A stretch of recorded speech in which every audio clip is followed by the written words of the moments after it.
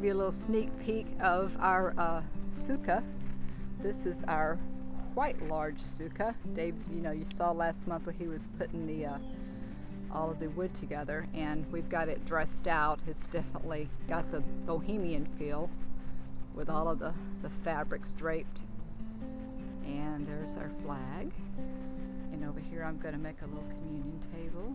And yeah, so it's coming together. Still got a little bit of stuff to do. It took quite a bit of time. Oh, Joe, you'll appreciate this. Looky here. This is your old parachute.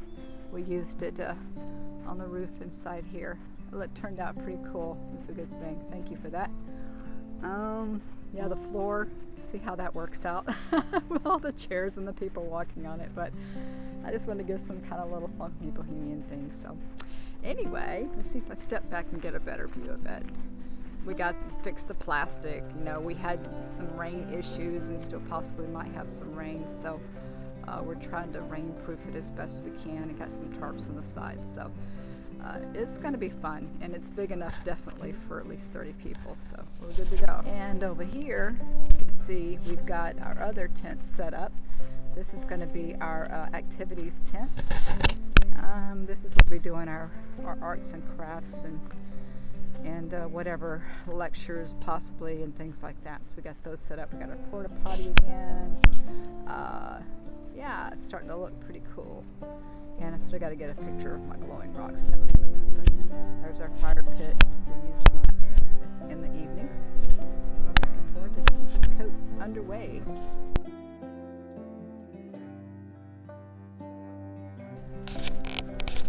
Alright guys, yeah, here we go. Like I said, this is people that are coming out to camp for Sukkot. They've got quite a bit set up here. That's a huge tarp. But there's got to be this big family of 5. And we'll go over here. I think I showed you the sukkah already. There's Candy. And there's our event tent over there. We've got others over here. Oh, we've got campers. Yeah. We've got a camper over here. We've got some campers down there. Oh, they're way down there by the water. Yeah, they're down there. So we got some campers arriving. It's a little bit stormy, but we're gonna make it through. Hoo-yah, hallelujah.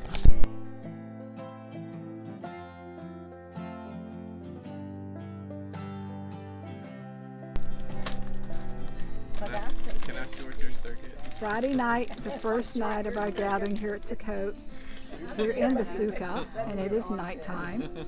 We do have actual electric lights out here. We've got our candles going, and we got people hanging out. Right. I don't know, my life. Tomorrow's going to be the big day. But we're having a good time. Just kind of chilling and enjoying the evening. See if I can get any light over here. It's dark. I hear that cackle laugh of Michael's. But that's okay, a little dark, but anyway. She's taking a video. You're on live. I mean, you're on. No, Candy's kind of, I can't see her too well because it's kind of dark over there. That's good. I guess I could do this number. Here we go. This is better. Now I've got light on the subject. There we go. See all the people. See, now I don't have the gray. Oh, that's what it is. I thought your hair looked Alright, anyway, we're having a good time. A little small gathering. Like I said, the big group will be coming tomorrow. There'll be, oh golly, over 30 of us. So we're having, really enjoying the night. It's a nice, beautiful night.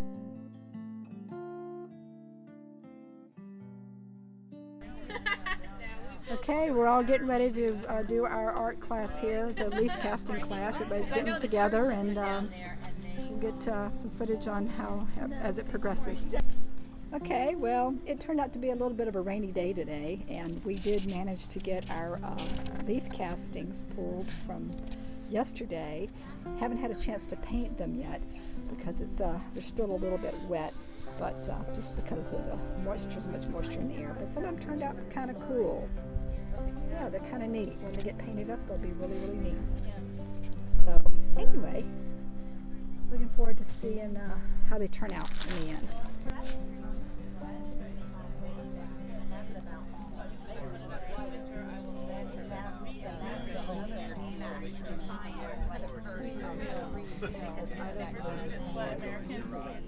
all across America ate for thousands of years. Put a girder on the other way to catch all the floor joints. Everybody so finds that'll ways carry to the use whatever load, floor you know, joint. sure it all up.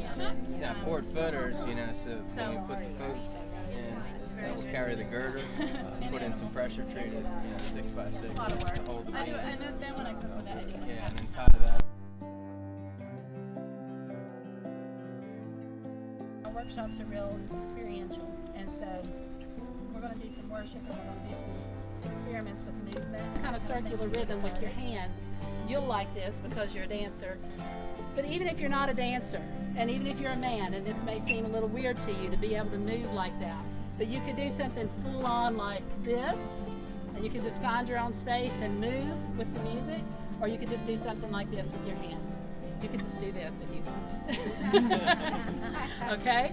So do something that you would never do, and I want you to do it in a way to worship the Lord, because He's made our bodies this way to respond to Him in worship, and He loves when we dance. He loves when we sing. He loves when we are creative and we respond in a creative way with Him. And to me, I totally believe that movement is essential to all creativity, whether it's writing, singing, dancing, painting, whatever it may be, playing an instrument. There is an element of movement in all of that.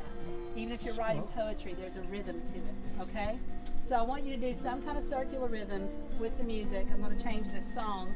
I'm going to pray for that to stop. And we're just going to worship for a minute, okay? So I want you to really explore this.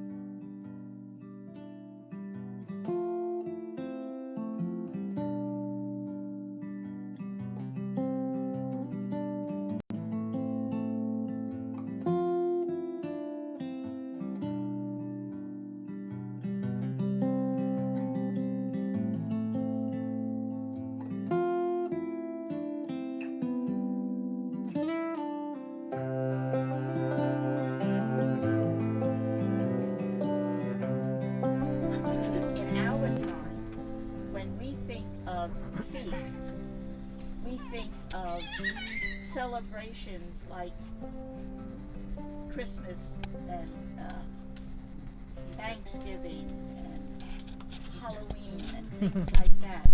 Things that the world and or other cultures have brought to us. But for the Lord, for God, His feasts were appointed times by Him, set on His calendar, specific dates.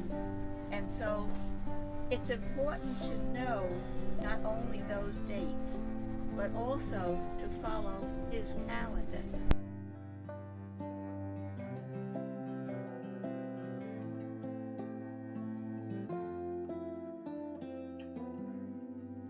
We're going to start with fire making through flint and steel like the old timers used to do, and I'm going to teach you how to do that. Personally, I believe this is a better method than getting a cigarette lighter and trying to light it that way, because by the time you're done, all you need, if you're out in the woods, is something like this and the knowledge of what rock to find, and one last thing, which is called charcoal, which I'm going to teach you. So Miss Booger Butt, would you please pass one of these around and let everybody have one? And Toe Jam, would you give everybody one of those? This is charcloth, okay? Before you char it, it's just washcloth, cotton. Okay, nothing really to it. The finished product is going to be, it's going to look like this. It's called charcloth, okay? Now take this, it's an old file. okay, that I've broken up into a bunch of pieces, and I got a bigger one. These are all brand new. After, 6 months of using this or whatever, it would get all rounded off.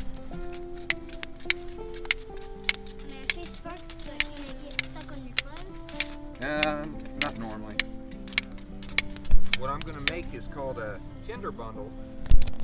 So what I did is I took all this inner bark, and I broke it up so that it's not in such this, that's not going to catch fire.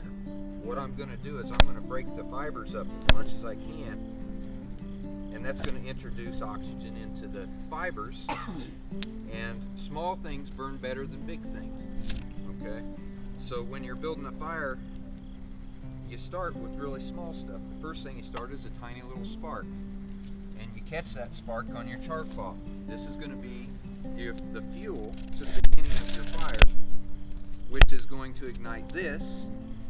Then you're going to try to ignite a big handful of this, and then you just kind of work your way. The tinder's dry, it's super dry outside.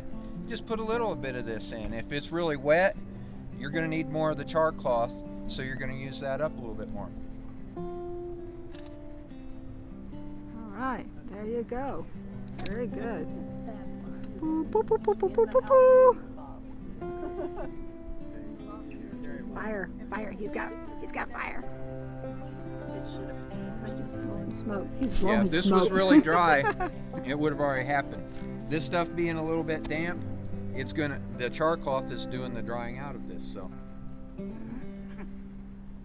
What you do is you'll lay your sleeping bag and your clothes and your gear and all that in this. This is 3.5 millimeters, according to that, okay? But then you're going to double it over 2 or 3 times, okay? And as you roll it up and you get it all, it'll be all nice and waterproof.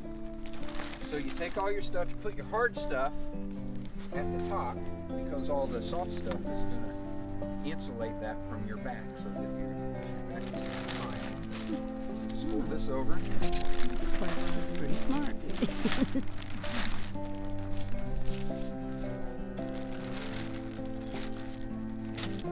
So where's our pea cord? That'll come in real handy. The cordage. This, I figure 6 foot, and then another 2 foot. 10, maybe 11. It's better to go big than to go too small on these. Yeah, I'm going to show you here in a minute. I use everything. Everything gets used 2 or 3 different times in 2 or 3 different ways. So for example, this is going to be used to tie that up. But look at the tarp there. You got the green rope and then, or the green tarp and then the white rope going across. Okay, that's this. Okay, so you're recycling this over and over. The little black strap I'm going to use, when I go looking for firewood, I carry it out with me. I lay it out and throw my firewood in. And I flip it over my shoulder and I got something to carry firewood with. So everything gets used. This will get used as a bivy sack, so that if it rains, I still get to stay dry, and I'll show you that here in just a little bit. And I don't really have a whole lot of stuff in here, so they normally come out more this size, okay, or bigger even. And that's why I'm saying take a piece of plastic and make it longer rather than short. It in half. That's called a bite. Okay, and then what I'm going to do is I'm going to take the bite and just act like the 2 pieces are all the same thing. I'm just going to make a loop. A simple knot is all it is. And tuck it back under, and that's my knot. Okay, it's real easy to untie, even after it gets really pulled really tight and all that. So that's what I did on that end. Okay, really simple knot. Now it gets a little complicated, but not too bad when I do this next piece. Okay, I'm going to loop this. This is going to be the world's smallest backpack. Okay, I'm just going to loop that around, pull it through, pull all that extra out. And I'm not going to tie any knots or anything like that. This is all going to be held in place just by tension. Okay, now what I'm going to do is I'm going to imagine I want a line going like that. So I'm going to pull it over here, pull it tight. Okay, I can know that if I want to, but I'm not going to do that. I'm just going to let it go just solely by tension. Now, And I like things to be pretty too, so I'm gonna try to imagine, okay, about a hand width, and I'm gonna go to about half, and then I want it to have about a hand width here. That's just me, I just want it to look nice. Okay, I'm gonna, and no knots. All I'm doing is I've got an L shape there. I'm gonna take the rope and I'm gonna pull it all the way through.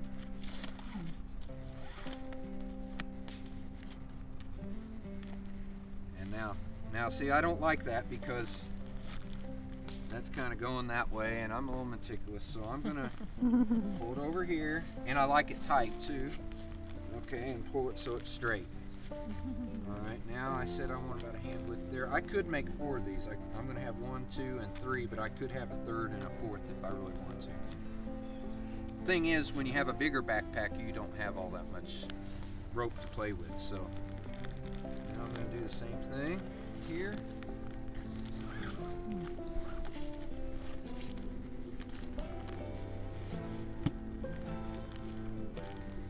Alright, now here's where it gets interesting, okay? This doesn't have to be super tight, but I think that tight, when you make it pretty tight, it holds together better, okay?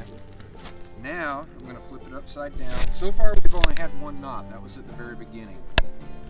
We're not going to make any more knots for a little bit. Okay. Now, all I'm going to do is take this over that one, push it under it, pull it all through. And then to tighten it up, I'm going to pull it towards me. Then I'm going to pull it back that way, and see how it tightened everything up? Now, the same thing here. I'm just going to do that 3 times now. Boom, pull it back. Now here's where it gets a little tricky, because we're going to have to tie a knot, okay? I'm going to pull it all the way through there. I don't know if you guys can see this or not. And there's a couple of different knots you can tie. I like one called a trucker's hitch, okay? And I like it because it's basically a slip knot, okay? And a lot of people know how to make a slip knot. So I'm just going to take a loop. Let's see. I'm going to show you. I'm just going to make a loop, okay? And then you see I got my finger on top of the top piece. Okay, the key to a slip knot is if I take, and I'm going to make a bite, if I put it through here, I get nothing, okay? So I take the bite, and if this is on top, I go under. If it's under, I go over the top, okay? Alright, so now I'm going to do that right here, and I'm going to make the slip knot. Now,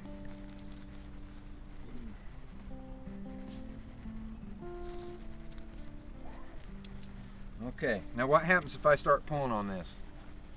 Pull it, yeah. It starts slipping. Okay, that's okay if I do this. Okay, you guys can't see. Yeah. Okay, if I do that, now it's not going to slip because I'm working against it. But if you really just want to protect it, what can you do? Make that little... The safety. Yeah. And that's just made by making a loop, and then you push that through it. Okay, and you're done. Alright. Okay, pull that here, run that through it, and this is a wonderful knot. Slip knot, you just pull the safety off, you pop it loose. This is called a trucker's hitch because this, before cam straps and all that, this is what truckers used to tie pipe and fire hydrants and big heavy things onto the back. Just crank it down real good and tight. I'll get down here so I can get some leverage on it. And it doesn't have, well, when you pack it tight, everything kind of stays stable. If I let it loose, then this is going to rock around a little. Maybe my bow drill will fall out. So I like to get it tight, okay? And now, this is one of the cool things about these slip knots, is I can hold that in place with my thumb, you know. Now if I let it off, it'll give me a little rope burn. So, where I can pinch it, and it's trying to give a little. Now I'm going to make a little loop. I don't know if you guys can see this or not. It's just another slip knot. Okay, that goes up, makes a loop. I'm going to pull this through, and that'll hold it. Without the safety, there's a chance that if this gets loose on me, it'll pull it loose. So I'll make a safety. I'm going to loop it over there. And all the safety is, again, is it's just a loop, and then you throw it over it, and you pull all the slack out. Okay? Now, one last thing. Two last things. This is just seatbelt webbing. You don't have to use this, but I like it because it's inexpensive and it's wide. Okay? And if you're carrying a fair amount of weight and you got something that's real thin, it's going to bite into your shoulders. If you have something wider, it's going to bite in a little less. The only problem here is this is only about 8 foot long. It really needs to be about 12 or 13, so you'll see the problem in just a second.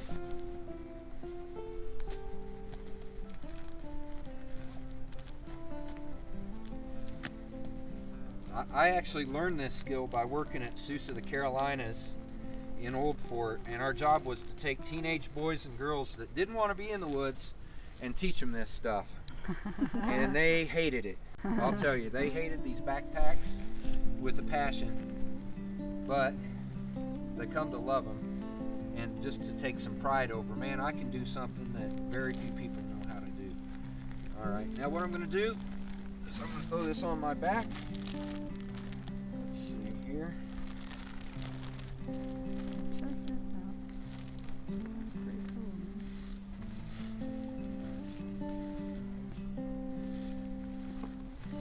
This is a little bit of a trick. Close to you. There we go. Because I didn't really make enough of this webbing. And I should have kind of cleaned this piece of string up. Okay. And then all you do is just tie it. Wow, that's pretty Got neat. you a little backpack.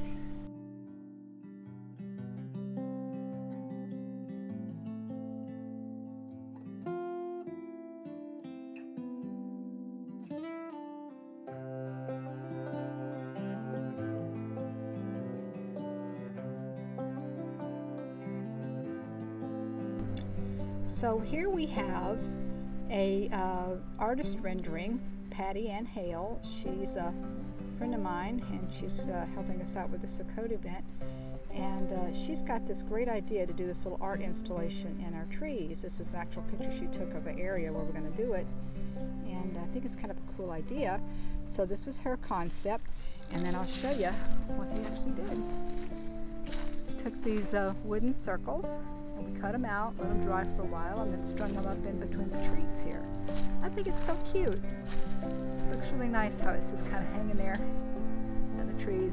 Now both of us have agreed that I need to get my little glass touch on here and add some little extra decorative things, but I think it just looks really cool. What a great idea. Patty, you are the bomb diggity girlfriend.